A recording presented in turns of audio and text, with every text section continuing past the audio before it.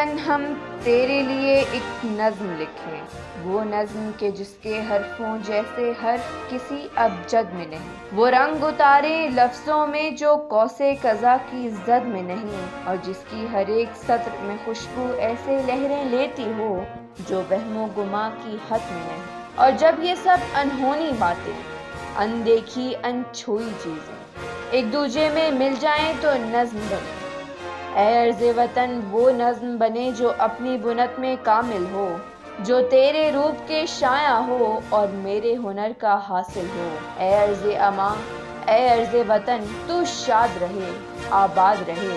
میں تیرا تھا، میں تیرا ہوں، بس تجھ کو اتنا یاد رہے، اس کشت ہنر میں جو کچھ ہے کب میرا ہے، سب تجھ سے ہے، سب تیرا ہے۔ یہ حرف و سخن، یہ لوح و قلم، سب تجھ سے ہے، سب تیرا ہے۔